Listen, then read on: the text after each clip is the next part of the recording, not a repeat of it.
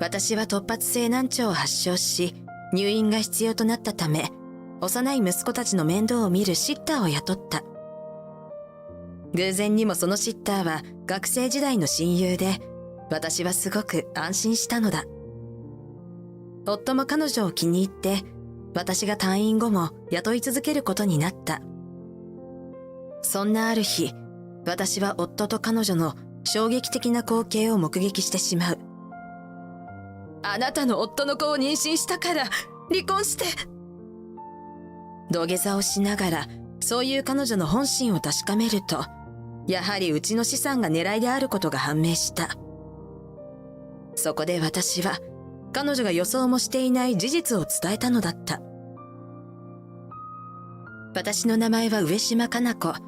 年齢は29歳で、5歳と3歳の2人の息子と、3歳年上の夫のタケルと4人で暮らしている専業主婦だ。やんちゃ盛りの息子の育児は大変で、一日があっという間に過ぎていくが、息子たちの成長を見守れる日々はとても幸せだ。夫は大手レストランチェーン店の社員で、休日出勤は当たり前の忙しい毎日を送っていて、育児に協力する余裕がないため、家事も育児もほとんどが私一人で担っていった。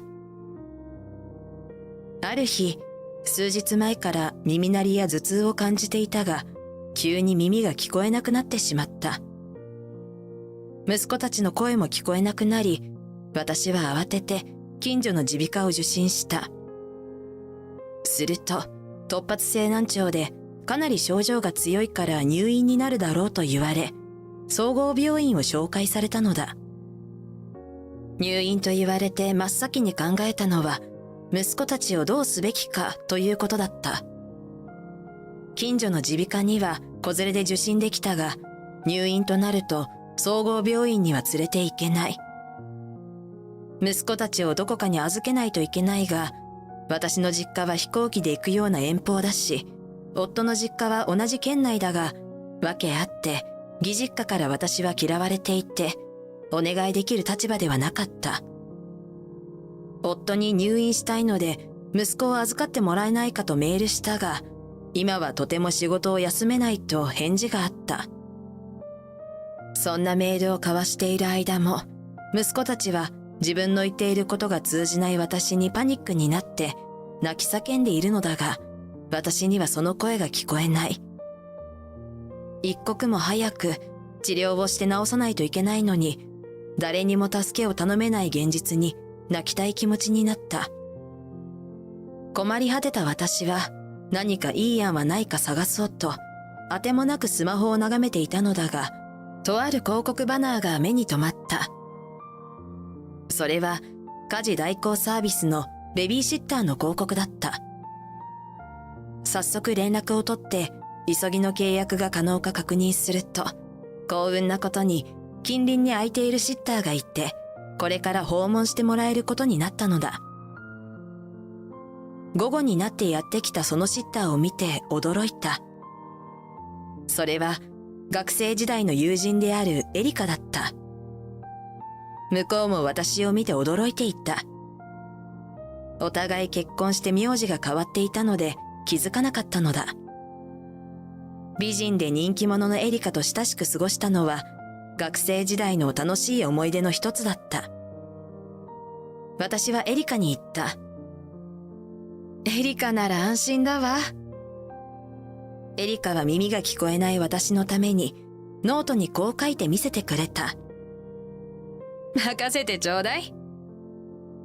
私はすぐにエリカとシッターの契約を結び、入院準備を始めたのだった。入院手続きをしてやっと治療が始まった。ステロイド剤の点滴をしながら安静に過ごすといった治療だ。夫にはシッターに息子を預けていることをメールで伝えたが、夜になって夫から怒りのメールが届いた。シッターが帰ったら息子たちが泣き出した。これじゃ俺は眠れない。すぐに退院して帰ってこい。仕事のある夫にとって睡眠は大事なのだろうが、あまりにも思いやりのないその言葉に悲しくなってきた。私は誰にも相談するあてがなく、ついエリカの連絡先に迷惑だろうとは思いつつもメールをしたのだった。こんな夜遅くにごめんなさい。いいえ、大丈夫よ。どうしたの？何か私の仕事に落ち度があったかしら。まさか、急な依頼にこんなにしっかり対応してくれて本当にありがとう。でも、夫が息子たちの寝かしつけができなくて、私に退院を命じてきたの。そんなのダメよ。だって、耳が聞こえないままじゃ大変よ。私に任せて。エリカはそう返信した後、再度私の家に戻って、息子たちを寝かしつけてくれた。やがて、夫からメールが届いた。あのシッターが戻ってきて、息子たちを寝かしつけてくれたよ。明日の朝も早くから来てもらえることになった。さっきは焦って思いやりのないこと言ってすまなかった。しっかり休んで病気を治してくれ。夫も私の突然の入院でひどく不安な思いをしたのだろう。私はエリカと夫に感謝したのだった。息子たちの世話に対する心配事がなくなったせいか、私の病状の回復も早く、徐々に耳が聞こえるようになり、5日後には退院することができた。久しぶりに我が家に戻ると、息子たちが大喜びで迎えてくれた。ママ、おかえり。ママ、元気になったね。お留守番ありがとう。心配かけてごめんね。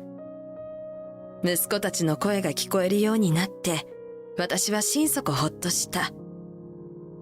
シッターとして働いてくれたエリカにもお礼を言った。エリカ、本当に助かったわ。今日までありがとう。すると、エリカが意外なことを言ったのだ。そのことだけど、契約更新してほしいってタケルさんに頼まれてるの。え？かな子は病み上がりだし、家でも休めるように家事代行してほしいんだって。こんな広い豪邸だとお掃除も大変でしょ？お金持ちで優しい旦那さんで羨ましいわ。その日の夜、仕事から帰宅した夫にエリカの家事代行の件を聞くと、夫が自ら希望して契約したとのことだった。夫は言った。エリカさんは実によくやってくれたよ。それに、お前の病気のことも心配して、再発しないためにも休ませるようにと言ってくれたんだ。でも、そこまで甘えるわけには、息子たちの世話くらい大丈夫よ。息子たちは母親であるお前が世話をして、俺の身の回りの世話をエリカさんにしてもらえばいいと思うんだ。それだけでも家事が半分になるだろ。夫は自分の世話だけをエリカにさせるつもりらしかった。確かに私の負担は減るが、何か釈然としないものを感じた。それ以来、エリカは毎日夫が帰宅する頃に家に来て、晩酌のおつまみを作ったり、夫の衣類の洗濯やアイロンがけをするようになった。おかげで、私は息子たちの就寝時間に合わせて自分も寝るようになったのだが、エリカは晩酌の相手や片付けまでをして帰るので、時には夜更けまで家にいることがあった。私は息子たちと一緒に寝室に入った後も、エリカと夫との談笑する声が聞こえてきて、なんだか落ち着かない気持ちになった。エリカが来るようになって2ヶ月が過ぎた頃に、夫にそろそろ家事代行を断る相談をした。夜はいつもエリカがいるので、朝の出勤前に夫に話しかけたのだ。ねえ、私の体調も落ち着いたし、そろそろエリカとの家事代行の契約は終わらせてもいいかしら。すると、夫は顔をしかめてこう言った。お前のために来てもらってるんだぞ。でも、毎日他人が家にいると落ち着かないのよ。エリカが来るようになってから夫婦の時間も持てなくなったし。私がそう言うと、夫は吐き捨てるようにこう言って家を出たのだ。夫婦の時間だと？病気持ちの立場で何言ってるんだよ。出勤前で忙しい時にそんな話やめてくれ。それを聞いた私はショックで何も言えず、黙って夫を見送った。私は夫の愛情に陰りが見えていると感じ、もしかしたら夫はエリカによこしまな感情を抱いているのではないかと疑った。夫には恋愛に対して情熱的なところがあり、私との結婚も義両親に反対されたことでかえって燃え上がり、駆け落ち同然で結ばれたのだ。実は私は今の夫とは再婚で、前の夫は病死していた。二人の息子も前の夫との間の子で、私の連れ子なのだ。義両親にしてみれば、前の夫と死別した上に、二人の子ぶつきの女なんか、嫁として認めたくなかったのだろう。だからこそ私としては、夫に尽くすのが当たり前と思って生きてきたが、夫の方から私に愛想が尽きたとなると、どうしたらいいのだろう。しかも、エリカは私の親友で既婚者だ。夫のよこしまな感情は彼女の立場を悪くするだろうし、友人としてエリカを守るべきだと考えた。その夜、いつものようにエリカが家に来て、夫のための料理やおつまみを作り始めた。エリカはきれいに髪を整えて、化粧もしっかりとしている。エプロンをしているが、胸の大きく開いた上着や短いスカートからはすらりとした綺麗な足が伸びていた。男性が心を奪われても仕方がないと思える服装だ。私は立ち入ったこととは思いつつ、エリカに聞いた。毎晩うちに来ているけど、家族団らんの時間なのに、旦那さんや子供さんのお世話は大丈夫なの？すると、エリカは苦笑して言った。私の旦那はね、女を作って出て行ったの。子供もいないから、家族団らんなんてないの。私は後悔した。ごめんなさい。失礼なこと聞いたりして。いいのよ。かな子みたいな優雅な生活してたら、そんな事情なんて想像もできないでしょ。優雅だなんて、そんなことないわ。何謙遜してるのよ。こんな豪邸で専業主婦をしてるじゃない。こうして私という家政婦も雇えるし、あの地味だったかな子が資産家の嫁だなんて、人生ってわからないものね。私はエリカの言葉に、私を見下している彼女の本心が見えて動揺した。その時夫が帰宅したので、これ以上エリカと話すことはできなかった。その夜は息子たちを寝かしつけながら、私はリビングで過ごしている夫とエリカのことが気になってたまらなかった。最初は、夫がエリカによこしまな思いを寄せていたら、エリカに迷惑がかかると思っていた。しかし、エリカは自分の夫とはすでに別居状態な上、私の暮らしぶりに思うところがある口ぶりだったのだ。もし、万が一にでも、エリカの方から夫を誘惑したら、夫はどうするだろうか。